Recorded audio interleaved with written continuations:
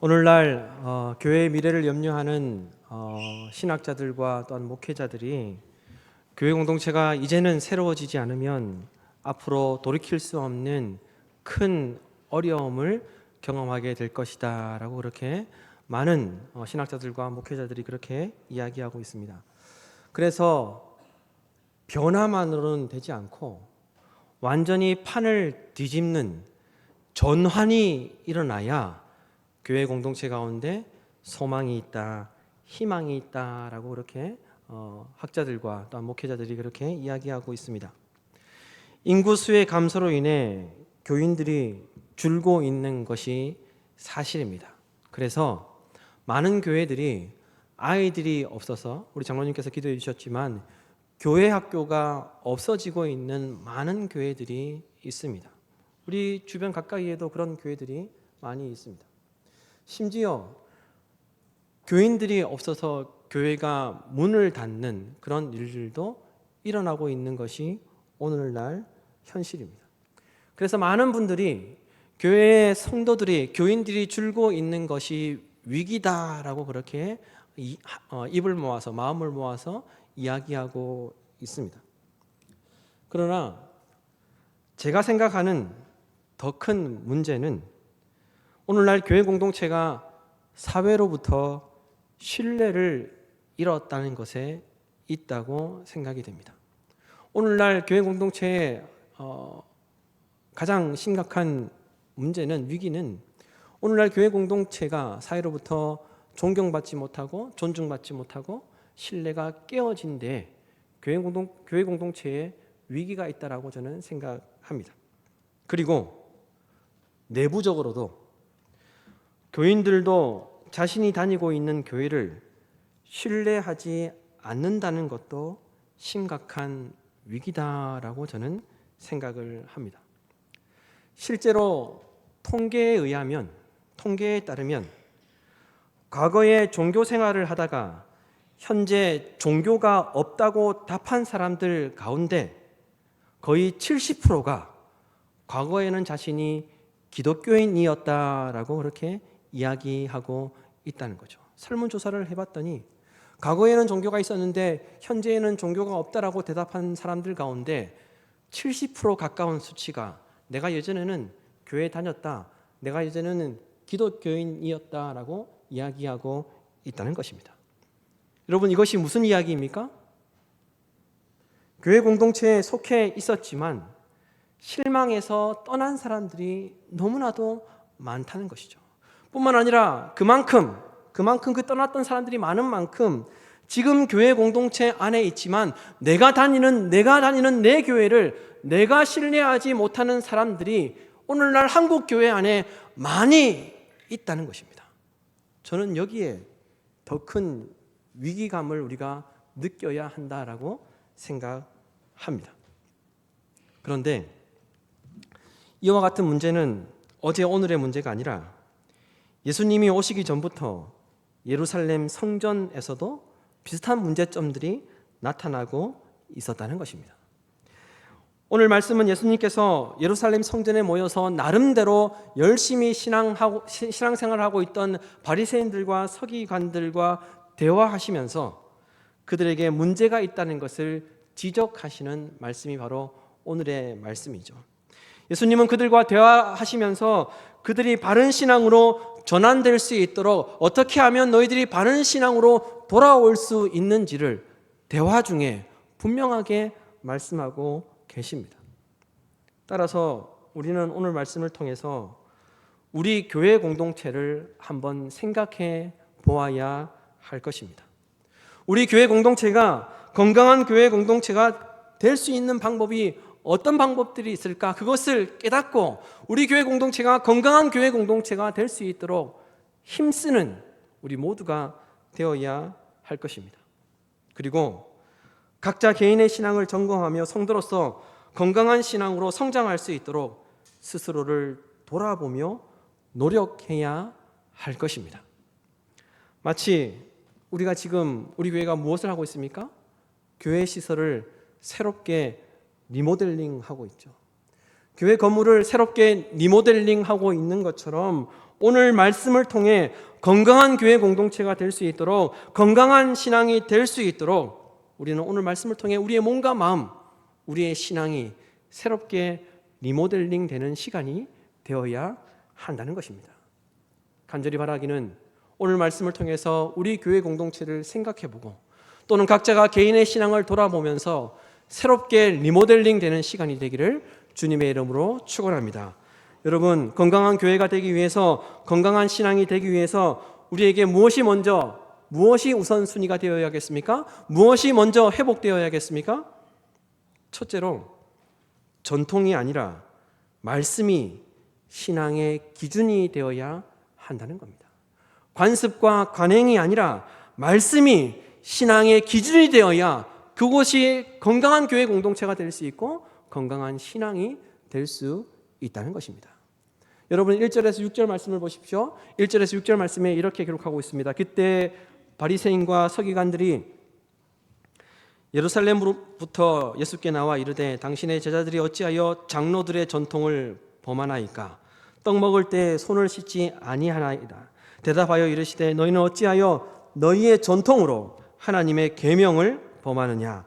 하나님이 이르셨으되 내 부모를 공경하라 하시고 또 아버지나 어머니를 비방하는 자는 반드시 죽임을 당하리라 하셨거늘 너희는 이르되 누구든지 아버지에게나 어머니에게 말하기를 내가 드려 유익하게 할 것이 하나님께 드림이 되었다고 하기만 하면 그 부모를 공경할 것이 없다 하여 너희의 전통으로 하나님의 말씀을 폐하는도다. 예수님의 제자들이 정결법을 어겼습니다. 예수님의 제자들이 정결법을 지키지 않고 음식을 먹게 됩니다. 그것을 바리새인들과 서기관들이 보게 되고 그것을 따지기 위해서 그 바리새인과 서기관들이 예수님께 나와서 당신의 제자들이 정결법을 어겼다, 장로들의 전통을 지키지 않았다라고 그렇게 비난하고 비판하였습니다. 성경이 말하고 있는 이 장로들의 전통은 유대인들이 조상 때부터 지켜왔던, 대대로 지켜왔던 관행을 이야기하는 것입니다. 유대인들이 조상 때부터 대대로 지켜왔던 관행적 규정을 이야기하는 것입니다. 이러한 것들을 모아둔 책을 미시나라고 그렇게 이야기하는데 이 예수님의 제자들이 그 유대인들이 모아두었던 그 규정집을 지키지 않았다는 겁니다. 그 미시나를 지키지 않았다는 것입니다. 그래서 예수님께 잘못을 지적하고 제자들을 그렇게 문제 삼은 것이죠. 그러나 예수님께서는 바리새인과 서기관들이 주장하는 그 관행이 바른 신앙을 지키는데 전혀 도움이 되지 않는다고 분명하게 말씀하셨습니다.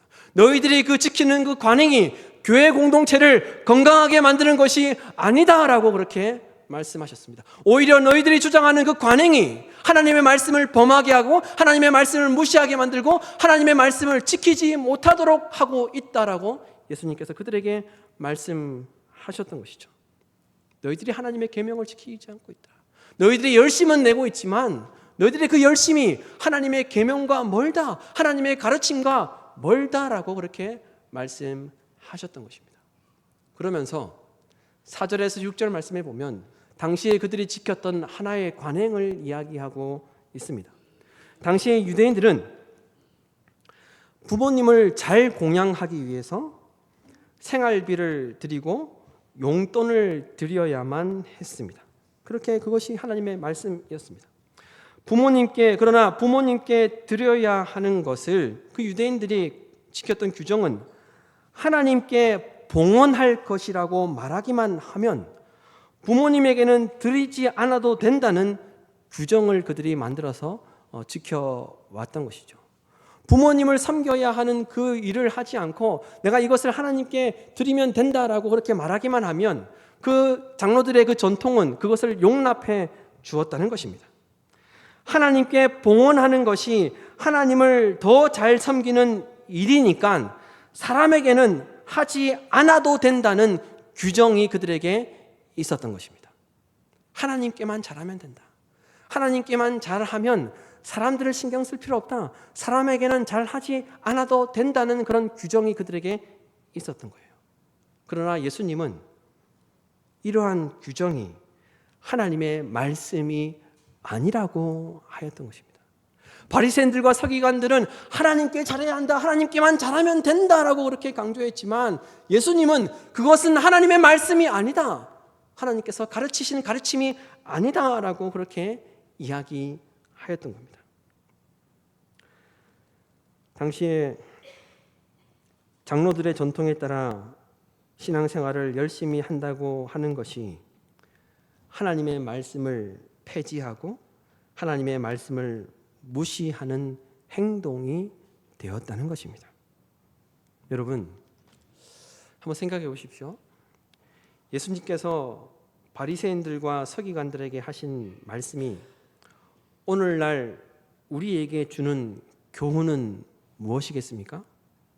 우리가 무엇을 이 말씀을 가지고 깨달아야 하겠습니까?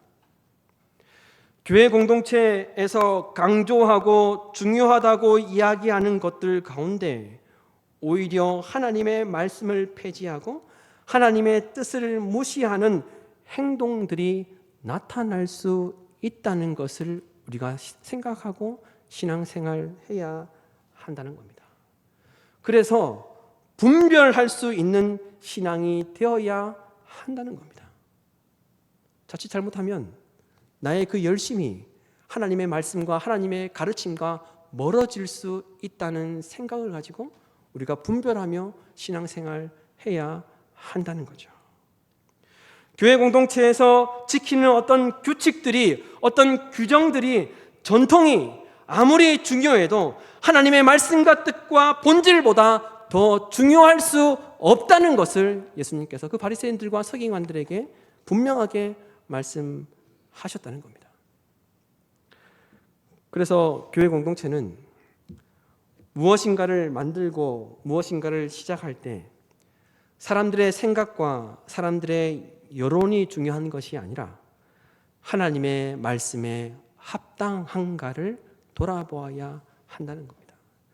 교회 공동체 안에서는 분위기가 좋다고 많은 사람들이 이것을 원한다고 그것을 결정할 것이 아니라 그 일이 하나님의 말씀에 합당한가, 하나님의 말씀에 합당하지 않는가를 따져보아야 한다는 겁니다. 하나님께서 원하시는 일인가, 하나님께서 원하시는 일이 아닌가를 따져보아야 한다는 겁니다. 하나님의 말씀의 정신과 그 가치에 합당한 일인가, 그렇지 않은가를 먼저 생각해보며 교회 공동체가 나아가야 한다는 겁니다. 우리의 생각과 판단 그리고 전통이 기준이 되는 것이 아니라 하나님의 뜻과 말씀이 기준이 되어야 한다는 겁니다. 그래야만 그 교회 공동체가 건강한 교회 공동체가 될 수 있다는 것입니다. 그렇다면 여러분,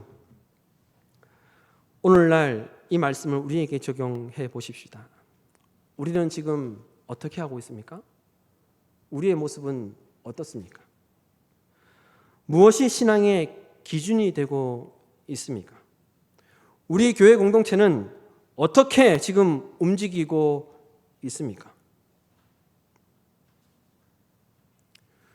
어떤 특정 직분이, 누군가의 입김이, 어떤 조직이 기준이 되고 그것에 따라 움직이고 있진 않습니까? 여러분 스스로를 바라보면서 그리고 우리 교회 공동체를 바라보면서 어떤 생각을 가지고 신앙생활하고 계십니까?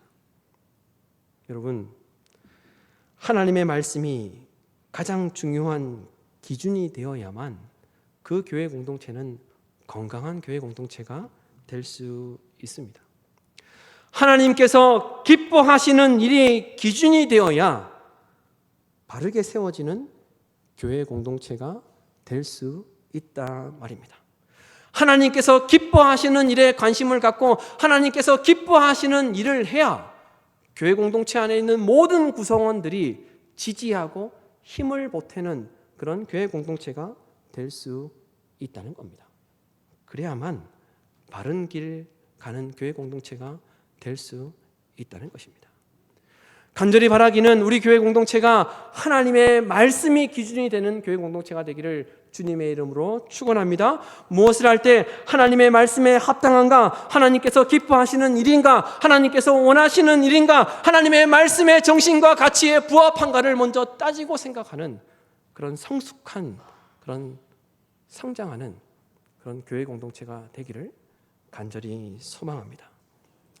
예수님은 더 나아가서 바리새인들과 서기관들의 잘못을 아주 날카롭게 지적하고 있습니다. 우리는 예수님의 말씀을 통해 어떻게 해야 건강한 신앙으로 전환될 수 있는지 깨달을 수 있습니다. 여러분 7절에서 11절 말씀을 보십시오. 함께 7절에서 11절 말씀을 읽도록 하겠습니다. 시작. 외식하는 자들아,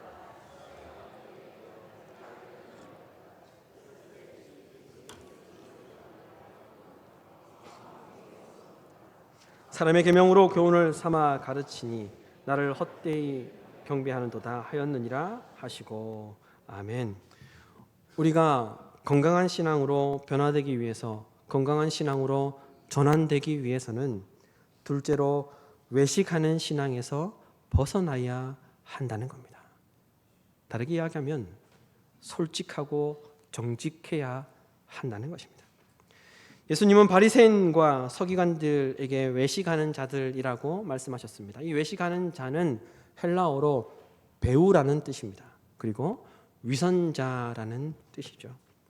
외식하는 자는 진짜가 아니라 자기의 동기는 감추고 자신의 신념과 의견을 드러내는 사람들을 외식하는 자라고 그렇게 예수님은 말씀하고 있습니다. 그리고 외식하는 자는 자기 과시적인 모습을 나타내는 사람을 뜻하는 것입니다. 그래서 오늘 예수님께서 구약의 이사야의 말씀을 인용하여서 잘 말씀하셨죠. 구약에 보면 이사야가 이렇게 이야기했습니다. 주께서 이르시되 이 백성이 입으로는 나를 가까이하며 입술로는 나를 공경하나 그들의 마음은 내게서 멀리 떠났나니 그들이 나를 경외함으로 사람의 계명으로 가르침을 받았을 뿐이라. 외식하는 자는 겉으로는 종교적인 행위를 잘 하는 듯 보이지만 실제로는 하나님의 뜻과 말씀에 관심이 없다는 것입니다. 겉으로는 종교적인 행위가 훌륭해 보이지만 하나님께서 무엇을 원하시는지 하나님의 관심이 없습니다. 외식하는 자는 겉으로는 아무런 문제가 없고 종교적으로 존경받을 만한 모습으로 보이지만 하나님께서 기뻐하시는 것이 무엇인지 관심이 없습니다. 오히려 자기의 것을 드러내려고 하죠. 하나님의 일을 한다고 하면서 자기 것을 주장하게 됩니다. 외식하는 자들은 겉으로는 경건하게 말하고 행동합니다. 그러나 다른 사람들의 평가와 눈을 의식하면서 하나님의 뜻과 말씀보다, 하나님의 마음보다, 하나님께서 기뻐하시는 일보다 이런저런 이야기를 신경 쓰면서 자기를 위해서 행동하는 것이 외식하는 자라는 것입니다. 실제로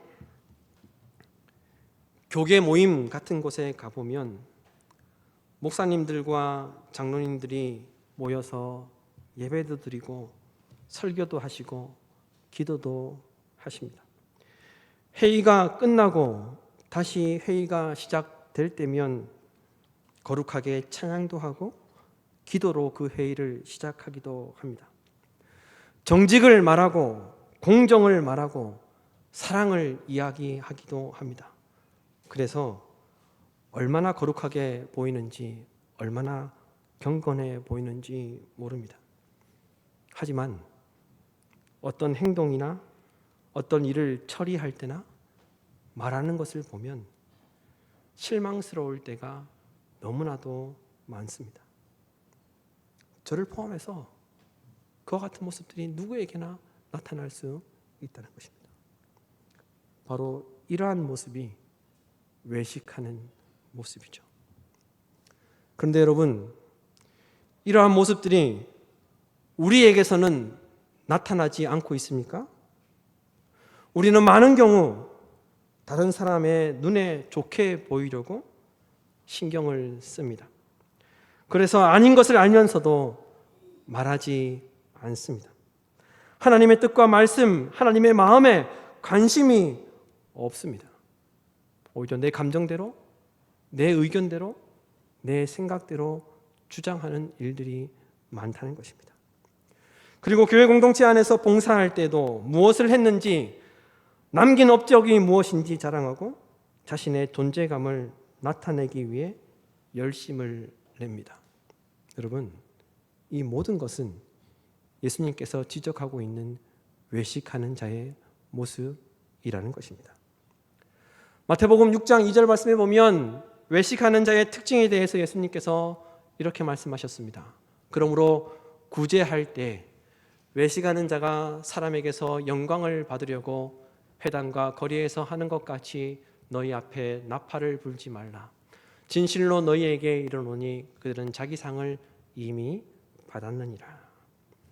외식하는 자는 자기가 영광받기 원하고 좋은 소리 듣기를 원하고 자신을 드러내어서 알려지기를, 알아주기를 원한다라고 예수님은 말씀하셨습니다. 예수님은 이러한 모습은 건강한 모습이 아니라고 분명하게 말씀하고 있습니다. 그러면서 예수님은 건강한 신앙을 위해서 마음이 변화되어야 한다, 마음이 바뀌어야 한다는 것을 분명하게 말씀하고 있습니다. 너희들이 그 나타나는 그 종교적인 행위가 너희들의 그 신앙을 나타내는 것이 아니라 너희들의 마음이 변화되지 않으면 건강한 신앙이 될 수 없다라고 그렇게 말씀하셨던 것이죠. 마음이 완전히 새롭게 변화되어야 한다라고 분명하게 말씀하셨습니다. 여러분 12절에서 20절 말씀을 보십시오. 조금 길지만 제가 읽어드리도록 하겠습니다. 이제 제자들이 나와 이르되 바리새인들이 이 말씀을 듣고 걸림이 된 줄 아시나이까? 예수께서 대답하여 이르시되 심은 것마다 내 하늘 아버지께서 심으시지 않은 것은 뽑힐 것이니 그냥 두라. 그들은 맹인이 되어 맹인을 인도하는 자로다. 만일 맹인이 맹인을 인도하면 둘이 다 구덩이에 빠지리라 하시니 베드로가 대답하여 이르되 이 비유를 우리에게 설명하여 주옵소서. 예수께서 이르시되 너희도 아직까지 깨달음이 없느냐? 입으로 들어가는 모든 것은 배로 들어가서 뒤로 내버려지는 줄 알지 못하느냐? 입에서 나오는 것들은 마음에서 나오나니 이것이야말로 사람을 더럽게 하느니라. 마음에서 나오는 것은 악한 생각과 살인과 간음과 음란과 도둑질과 거짓 증언과 비방이니 이러한 것들이 사람을 더럽게 하는 것이요 씻지 않은 손으로 먹는 것은 사람을 더럽게 하지 못하느니라. 여러분, 바리새인들과 서기관들은 스스로가 하나님의 선택을 받은 거룩한 백성이라고 생각하고 있었지만 예수님은 하나님의 백성이 아니다라고 말씀하셨습니다. 바리새인들과 서기관들이 종교적으로는 그 외형적으로 겉모양적으로는 종교 생활에 문제가 없어 보였지만 예수님은 그들을 맹인이다라고 말씀하셨습니다. 그리하여 결국 모두 다 구더기에 다 빠지게 될 것이라고 무서운 말씀을 하셨습니다.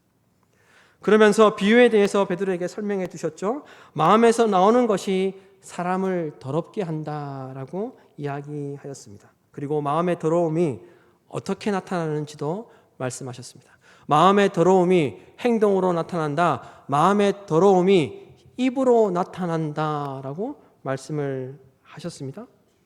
여러분, 예수님이 말씀하신 마음에서 나오는 더러움이 무엇이라고 말씀하고 있습니까? 예수님은 그 마음에서 나오는 더러움이 어떤 것들이 있다고 말씀하셨습니까?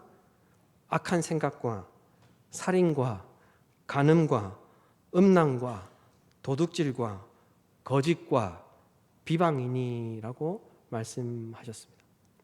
마음의 더러움이 행동으로 나오고 입으로 나오는데 악한 생각과 살인과 간음과 음란과 도둑질과 거짓 증언과 비방이니라고 말씀하셨습니다. 저는 이 말씀을 보면서 충격받았습니다. 예수님께서 말씀하실 때 가장 더러운 것이 악한 생각과 살인과 간음과 음란과 도둑질이고 조금 더러운 것이 거짓 증언과 비방이라고 이야기하지 않고 살인과 같은 더러운 것이 비방이다라고 말씀하고 있다는 겁니다. 음란과 도둑질과 간음과 같은 그 같은 더러움이 거짓말하는 것이다라고 분명하게 말씀하고 있다는 겁니다. 예수님은 이러한 것들이 사람을 더럽게 만들고 이러한 것들이 나타나면 건강한 신앙이 될 수 없다, 건강한 신앙이 아니라는 것을 분명하게 말씀하고 있다는 겁니다. 건강한 신앙은 겉으로 보이는 종교적인 행위로 판단할 수 있는 것이 아닙니다. 마음이 정결해야 하는 것입니다. 마음이 바뀌지 않으면 예수님께서 말씀하신 대로 모든 종교적인 행위가 헛될 뿐입니다. 예수님 분명하게 말씀하셨습니다. 바리새인들과 서기관들이 나타나고 있는 그 종교적인 그 훌륭한 행위들이 마음이 바뀌지 않으면 모든 것이 헛되다라고 말씀하셨습니다. 마찬가지로 우리가 지금 하나님을 예배하고 하나님을 찬양하고 있지만 우리의 마음이 변화되지 않으면, 우리의 마음이 변화되어서 건강한 신앙이 되지 않으면 오늘 이 자리에 앉아있는 이것 자체가 헛될 뿐이라는 것을 우리가 기억해야 한다는 것입니다. 그래서 성경은 이렇게 말씀하셨죠. 만물보다 거짓되고 심히 부패한 것은 마음이라고 말씀하셨습니다. 마음이 중요하다는 거예요. 저는 오늘 말씀을 묵상하면서 이 마음이 중요하다는 이 말씀을 묵상하면서 하나님 보시기에 제 마음은 어떻습니까? 목사로서, 성도로서, 그리스도인으로서 제 마음은 어떻습니까? 말씀을 묵상하는 가운데 깜짝 놀랐습니다. 깜짝 놀랐습니다. 말씀을 묵상하는데, 목사인데 말씀을 묵상하는데 찬양이 떠오르는 게 아니라 대중가요가 떠올랐습니다. 1970년도에 아주 유행했던, 인기가 있었던 그런 곡입니다. 아마 우리 가운데는 남성분들 가운데 이 곡이 18번 곡인 분들도 18번이라고 이렇게 생각하는 분들도 있을 것입니다. 남진이 부른 노래입니다. 마음이 고와야지. 가사가 이렇죠. 새카만 눈동자의 아가씨, 겉으론 거만한 것 같아도 마음이 비단같이 고와서 정말로 나는 반했네. 마음이 고와야지 여자지, 얼굴만 예쁘다고 여자냐. 한 번만 마음 주면 변치 않는 여자가 정말 여자지. 여러분, 얼굴만 예뻐서는 여자가 아니라는 거예요. 마음이 이뻐야 한다는 겁니다. 저는 말씀을 묵상하면서 예수님께서 똑같이 말씀하시는 것 같았습니다. 시정아, 마음이 고와야 성도다. 마음이 고와야 목사다. 마음이 고와야 건강한 신앙이라고 할 수 있다라고 말씀하시는 것 같았습니다. 여러분, 마음이 바뀌지 않으면 건강한 신앙이라고 할 수 없습니다. 우리의 마음이 바뀌지 않으면 우리 교회 공동체가 건강해질 수 없습니다. 간절히 바라기는 우리 목민교회 공동체의 모든 권속들은 하나님의 말씀이 기준이 되고 하나님의 마음에 기준을 두는 신앙이 되고 전심으로 예수 그리스도를 섬기는 성도들이 다 되시기를 간절히 바랍니다. 또한 마음으로부터 정결함이 나타나서 건강한 신앙으로 건강한 교회 공동체를 만들어가는 성도들이 다 되시기를 주님의 이름으로 축원합니다.